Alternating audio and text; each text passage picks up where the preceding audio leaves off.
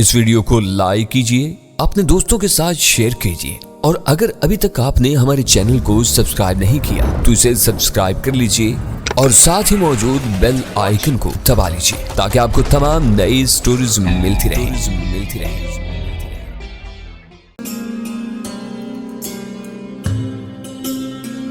झोपड़े में जमीन पर घास फूस का एक बिस्तर था। मैं चंद मिनट तक इस झोपड़े के अंदर नजर आने वाले मंजर को देखता रहा और फिर वहां से आगे बढ़ गया। अब मेरा रुख एक दूसरे झोपड़े की तरफ था।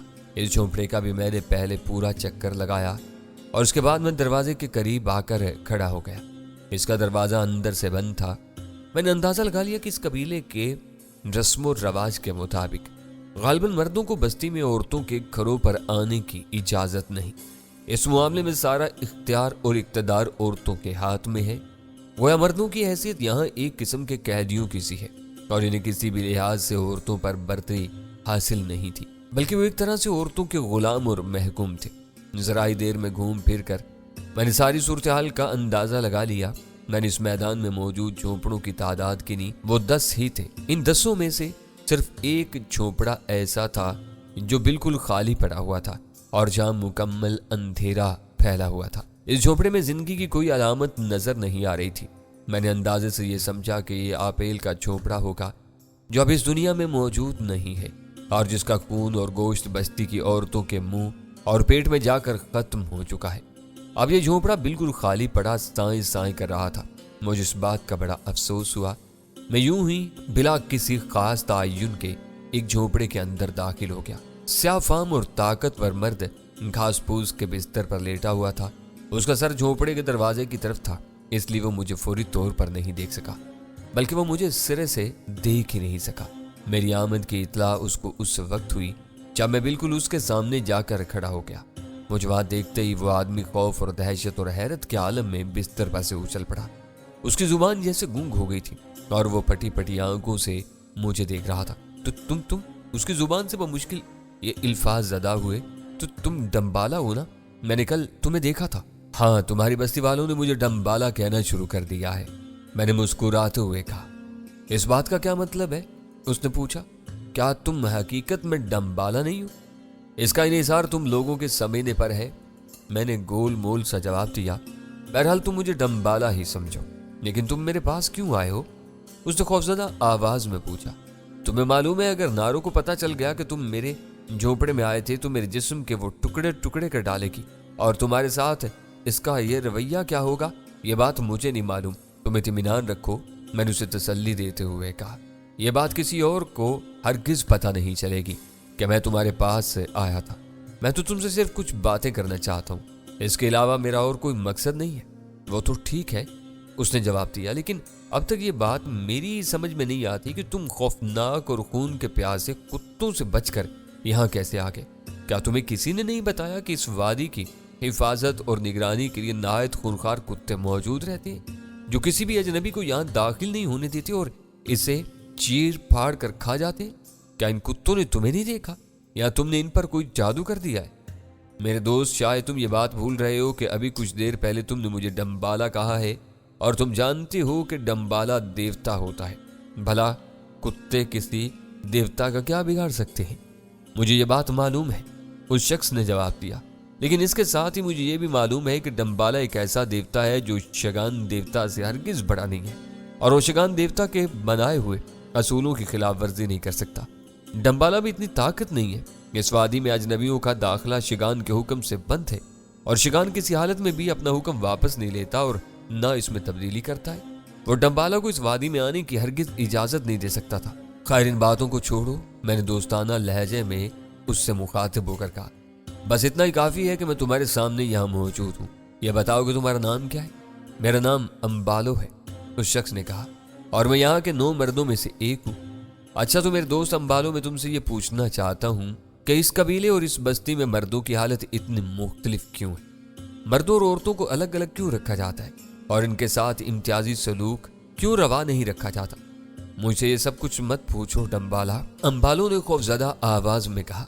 अगर निराश या नारो को इस बात का इल्म हो गया तो वो मेरी जिंदगी का आखिरी दिन होगा, और अगर मैं तुम्हें इस बात का यकीन दिला दूं कि तुम्हारा बाल भी बीका नहीं होगा तो फिर? मैंने पूछा। नामुमकिन है, अंबालो ने कहा। निराज का ताल्लुक बराह रास्त शगान देवता से है और वो सबसे बड़ा देवता है और जिसकी कुव्वतों और ताकतों की कोई इंतहा नहीं है। शगान बहुत अजीम है और निराज उससे गहरी कुर्बत रखती है। मैं तुमसे दरख्वास्त करता हूँ कि यहाँ से चले जाओ और मुझे तन्हा छोड़ दो। एक बात बताओ अंबालो, मैंने पैंतरा बदल कर दूसरा वार करते हुए कहा, क्या तुम अपनी मौजूदा जिंदगी से खुश और मुतमईन हो? तुम औरतों का कैदी बनकर रहना पसंद करती हो? और अगर मैं तुम्हें इस कैद से निजात पाने का रास्ता बता दूं तो क्या तुम्हारे लिए वो अच्छा नहीं होगा? तुम न जाने ये क्या कह रहे हो डम्बाला, अंबालो ने कहा। बहरहाल किसी न किसी दिन तो मेरी बारी भी आ ही जाएगी, इसलिए मैं तुम्हें सब कुछ बताया देता हूँ। यह ना कहना कि मैं ये बातें तुम्हें इसलिए बता रहा हूँ कि मुझे तुमसे कोई लालच है। ऐसी कोई बात नहीं है। मैं अपनी मौजूदा जिंदगी से खुश और मुतमईन हूँ। मैं इस गुफ्तगू पर सिर्फ इसलिए आमादा हो गया हूँ कि शायद तुम्हें हम सब की जिंदगी के हालात से कोई दिलचस्पी है और तुम हमारे बारे में संजीदगी से कुछ जानना चाहते हो। उसने कुछ देर सोच विचार के बाद कहा, अच्छा तो सुनो। अंबालो ने आहिस्ता आहिस्ता सरगोशी के लहजे में कहना शुरू किया। हम लोगों का ये कबीला बहुत लंबे जमाने से समंदर किनारे इस हरे भरे और खूबसूरत जंगल में आबाद है। मैंने अपनी नानी से सुना है कि किसी जमाने में इस कबीले का सरदार मर्द हुआ करता था। उस वक्त कबीले में मजमूई तौर पर मर्दों ही को बस्ती पर फोकियत हासिल थी और औरतें एक तरह से इनकी महकूम थी। उस जमाने में यहाँ एक जादूगरनी रहा करती थी जिसका नाम चंपाल था। चंपाल जबरदस्त इल्म और बसीरत की हामिल थी और इसकी शोहरत के चर्चे दूर दूर तक फैले हुए थे। इस जादूगरनी की एक बेटी थी जिसका नाम गरशाला था। चंपाल अपनी बेटी को बहुत चाहती थी और उसने उसे भी अपनी तरह जादूगरनी बना दिया था। दोनों माँ बेटी जादू में बड़ी महारत रखती थी और फिर हुआ यूं के कबीले के सरदार ने किसी बात पर नाराज होकर चंपाल की बेटी गरशाला को कबीले के हदूद से निकल जाने का हुक्म दिया। चंपाल ने सरदार को यह बात समझाने की बहुत कोशिश की कि उसकी बेटी बेकसूर है, लेकिन चंपाल की बात किसी ने न सुनी। सरदार के दोस्त और अहबाब में जितने भी मर्द शामिल थे, इन सब ने गरशाला को मोर्द इल्जाम ठहराया और इन सब ने सरदार को ये राय दी कि गरशाला को खुले और तारीक जंगल में चारों हाथ पैर बांध कर छोड़ दिया जाए। चंपाल के बहुत ज्यादा इसरार और खुशामद के बावजूद भी किसी का दिल न पसीजा और गरशाला को हाथ पैर बांध कर बिल्कुल बेबसी के आलम में जंगल में छोड़ दिया गया। जाहिर है कि गरशाला को जंगली जानवरों ने अपना लुकमा बना लिया होगा। उस वक्त तक ना तो चंपाल इतनी बड़ी जादूगरनी थी कि अपनी बेटी को सरदार के कहर से बचा सके और ना ही गरशाला को इतना जादू आता था। कबीले के ज्यादातर मर्दों ने सरदार का साथ दिया, जबकि औरतों की एक बड़ी तादाद गरशाला की हमायत में थी और उनकी राय ये थी कि गरशाला कसूरवार नहीं है। ताहम गरशाला का खात्मा हो गया और चंपाल जैसे गम से निढाल हो गई और उसके चंद ही रोज के बाद चंपाल गायब हो गई। बस्ती के सरदार ने चंपाल की बड़ी तलाश कराई और बस्ती के दीगर लोग भी मुद्दतों मारे मारे फिरते रहे, लेकिन इसका कहीं कोई पता नहीं चला। अलबत्ता कभी कभी वो माही गिरों को समंदर के करीब वाक़े बड़े बड़े तारीक और गहरे गारों में से किसी एक में नजर आ जाती थी, लेकिन एक झलक दिखाकर फौरन ही गायब हो जाती थी। कई माही गिरों ने गारों के अंदर घुस कर उसे तलाश करना चाहा, लेकिन इसका कोई पता या निशान तक न मिला। और फिर 1 साल के बाद चंपाल नमूदार हुई, लेकिन इस दफा उसका हुलिया ही बदला हुआ था। उसकी आंखें सुर्ख अंगारा हो रही थी और इनसे दहशत टपक रही थी। इसका जिस्म अगरचे सूख कर कांटा हो गया था, लेकिन उसमें बेपनाह तवानाई भरी हुई थी। उसने बस्ती में आते ही इस बात का ऐलान किया कि वो इतने दिनों तक शगान देवता का कुर्ब हासिल करने की कोशिश करती रही है और बिलाखिर उसे अपने मकसद में कामयाबी हासिल हो गई है। अब शगान देवता से उसका बराह रास्त ताल्लुक कायम हो गया और वो इस कबीले में अब शगान देवता के नायब की हैसियत से रहेगी। शगान देवता की प्रस्तिश हमारे कबीले में बड़े अरसे से चली आ रही है। चंपाल ने बताया कि इसके शिकम में शगान देवता का बच्चा है जो अपनी पैदाइश के बाद इन सब लोगों से सख्त इंतकाम लेगा जिन्होंने गरशाला पर मजालिम ढाए हैं और इसे मौत के मुंह में पहुंचाया है। चंपाल की ये बातें सुनकर कबीले का सरदार सख्त खौफजदा हो गया। उसे यकीन हो गया कि चंपाल या उसकी औलाद अब इससे इंतकाम लिए बगैर नहीं रहेगी। चुनांचे उसने चंपाल को मरवाने की साजिश की, लेकिन चंपाल को अपनी कुव्वतों के जरिए यह बात मालूम हो गई कि सरदार उसके खून का प्यासा है और वो एक रात को खामोशी से दोबारा गायब होगी। सरदार ने इस बार भी चंपाल को तलाश करवाने में कोई कसर न छोड़ी, लेकिन चंपाल ऐसी गायब हुई कि उसका कोई पता निशान तक न मिला। इस तरह 2 साल की मुद्दत और गुजर गई और इस बार जब चंपाल दोबारा नमूदार हुई तो उसकी गोद में कोई 1.5 साल की एक बच्ची थी। चंपाल ने कबीले के सरदार को पैगाम दिया कि उसे یا اس کی بچی کو اگر نقصان پہنچانے کی کوشش کی گئی تو اس کا نتیجہ بہت برا نکلے گا، کیونکہ اس کی گود میں شگان دیوتا کی اولاد ہے اور شگان دیوتا اپنی اولاد کی تباہی پر خاموش نہیں بیٹھے گا۔ قبیلے کا سردار یہ بات سن کر خاموش ہو گیا اور اس نے چمپال یا اس کی بیٹی کو نقصان پہنچانے کا ارادہ ترک کر دیا۔ پھر اس کے بعد عجیب و غریب واقعات کا سلسلہ شروع ہو گیا۔ اچانک وہ مرد ایک ایک کر کے مرنے لگے جنہوں نے گرشالہ کو سزا دلوانے میں کوئی حصہ لیا تھا، یہاں تک کہ ایسے لوگوں میں صرف قبیلے کا سردار باقی بچا۔ اور پھر چند روز کے بعد اچانک سردار بھی فوت ہو گیا۔ اب وہ سب لوگ مر چکے تھے جو گرشالہ کو سزا دلوانے میں شریک تھے۔ اس موقع پر سردار کے بعض دوستوں نے دوستی نبھانے کی غرض سے چمپال اور اس کی بیٹی پر حملے کیے، لیکن انہیں منہ کی کھانی پڑی اور وہ سب کے سب دردناک عذاب میں مبتلا ہو کر مارے گئے۔ سردار کی ایک بیٹی تھی جس کا نام نرگل تھا۔ سردار اور اس کے ساتھیوں کی تابڑ توڑ موت نے ساری بستی کے لوگوں کو سخت خوفزدہ کر دیا تھا اور انہیں اس بات کا کامل یقین تھا کہ یہ سب چمپال کا کیا دھرا ہے۔ وہ سب کے سب چمپال سے ڈرنے لگے اور اس کے ہر حکم کی بے چوچرا تعمیل کی جانے لگی۔ چمپال نے حکم دیا کہ آئندہ سے اس قبیلے کی عورتوں پر سے مردوں کی فوقیت کا سلسلہ ختم کیا جاتا ہے۔ اس نے قبیلے کے مرحوم سردار کی جگہ اس کی بیٹی نرگل کو قبیلے کا نیا سردار بنا دیا اور خود قبیلے کی روحانی پیشوا بن بیٹھی۔ اس نے نرگل کو بالکل اپنی مٹھی میں لے لیا۔ اس کے بعد اس نے عجیب و غریب قوانین نافذ کرنے شروع کر دیے۔ چمپال نے فیصلہ کیا کہ آئندہ سے پورے قبیلے میں بالغ اور صحت مند مردوں کی تعداد 10 سے زیادہ نہیں ہوگی۔ اس نے قبیلے کے 10 بہترین جوانوں کو چھانٹ لیا اور ان کے علاوہ باقی سارے مردوں کو قتل کروا دیا۔ ابھی 10 مرد قبیلے کی ساری عورتوں کی ضروریات پوری کرنے کے لیے رہ گئے ہیں۔ عورتوں کے بارے میں چمپال نے حکم دیا جو عورتیں بوڑھی ہو جائیں اور بچہ پیدا کرنے کے قابل نہ رہیں انہیں بھی قتل کر دیا جائے۔ بچوں کے بارے میں یہ طے پایا کہ لڑکے جب سن بلوغت کو پہنچنے کے قریب ہوں گے تو ان مردوں سے اچھی صحت اور جسم والے لڑکوں کو زندہ رکھا جائے گا اور باقی کو ہلاک کر دیا جائے گا، لیکن یہ سلسلہ اس طرح جاری رہے گا کہ پورے قبیلے میں بالغ مردوں کی تعداد 10 سے زیادہ نہ ہو۔ چمپال نے بتایا کہ اسے یہ ساری ہدایات شگان دیوتا نے دی ہیں جو آسمان کا سب سے زیادہ طاقتور دیوتا ہے۔ بستی میں کسی کی مجال تھی کہ چمپال کے حکم سے روکردانی کرے۔ اس طرح بستی پر عملاً چمپال کی حکمرانی قائم ہو گئی اور اس نے نرگل کو بالکل اپنی مٹھی میں لے لیا۔ نرگل اس کے حکم کے بغیر دم بھی نہیں مار سکتی تھی۔ اس کے ساتھ ہی چمپال نے اپنی بیٹی کو بھی شروع میں اپنا علم سکھانا شروع کر دیا، یہاں تک کہ سن بلوغ کو پہنچتے پہنچتے وہ پوری جادوگرنی بن گئی۔ چمپال کے مرنے کے بعد اس کی جگہ اس کی بیٹی نے سنبھال لی اور اس طرح نرگل کے مرنے کے بعد اس کی بیٹی قبیلے کی سردار، اور یہ سلسلہ اسی طرح آج تک چلا آ رہا ہے۔ نراز جادوگرنی چمپال خاندان سے ہے اور نارو نرگل کے خاندان سے، تو گویا جب اس قبیلے میں کوئی مرد فاضل ہو جاتا ہے تو شگان دیوتا کی بھیڑ چڑھا کر اسے ختم کر دیا جاتا ہے اور اس طرح ان کی تعداد برقرار رکھی جاتی ہے۔ میں نے پوچھا، اور گویا میری آمد پر یہ ہوا کہ اس قبیلے میں ایک مرد کی موت کا میں سبب بن گیا۔ تمہاری پہلی بات تو صحیح ہے، امبالوں نے جواب دیا۔ دوسری بات اتنی صحیح نہیں۔ اگر تم نہ بھی آتے تو چند مہینوں کے بعد قبیلے کے 2 لڑکے بالغ ہونے والے تھے۔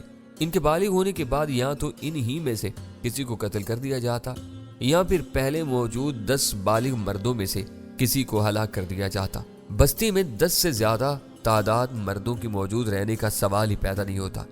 تو میں یوں سمجھوں کہ آئندہ چند مہینوں کے بعد جب 2 لڑکے بالغ ہو جائیں گے تو مردوں میں پھر کسی کو مرنا پڑے گا۔ اب کہ کس کی باری آئے گی؟ ہاں، کسی نہ کسی کو تو ضرور مرنا پڑے گا، امبالوں نے کہا، لیکن یہ نہیں کہا جا سکتا کہ باری کس کی آئے گی۔ شاید میری ہی باری آ جائے۔ بہرحال اس بات کا فیصلہ کرنے کا حق صرف نراز کو ہے، اور نراز کا کہنا ہے کہ شگان دیوتا کے ہر حکم پر عمل کرتی ہے۔ کیا یہاں کے مرد اس صورتحال سے خوش ہیں اور اس طریقے سے مطمئن ہیں؟ میں نے پوچھا۔ میرے سوال پر امبالوں کا چہرہ ایک دم سنجیدہ ہو گیا اور خوفزدہ نظروں سے گھبرا کر مجھے دیکھنے لگا۔ تم کہنا کیا چاہتے ہو ڈمبالا؟ اسے سہمی ہوئی آواز میں کہا۔ تم ہم لوگوں کے لیے کوئی نئی مصیبت کھڑی کرنا چاہتے ہو؟ تمہارا اس وقت یہاں آنا ہی میرے لیے سخت پریشانی کا باعث ہے۔ اگر نراس یا نارو کو اس بات کا علم ہو گیا تو میری خیر نہیں ہے۔ تو مزید الٹی سیدھی باتیں مت کرو اور بہتر ہے کہ یہاں سے چلے جاؤ۔ ظاہر ہے کہ میں یہاں سے چلا ہی جاؤں گا، میں نے مسکراتے ہوئے کہا۔ میں تمہارے جھونپڑے میں رہنے کے لیے نہیں آیا، لیکن میں تو صرف اتنا پوچھنا چاہتا ہوں کہ کیا تم لوگ اس صورتحال کو قبول کر چکے ہو؟ ہماری اپنی مرضی کی کوئی حیثیت نہیں، امبالوں نے آہستہ سے کہا۔ شگان دیوتا اور اس کی نمائندہ نراس کی مرضی ہی सब पर हावी है। अगर शगान देवता हमारे बारे में यही फैसला देता है तो फिर हम इस फैसले को दिल से कबूल करते हैं। क्या तुम मर्दों को आपस में एक दूसरे से मिलने की इजाजत है? मैंने पूछा।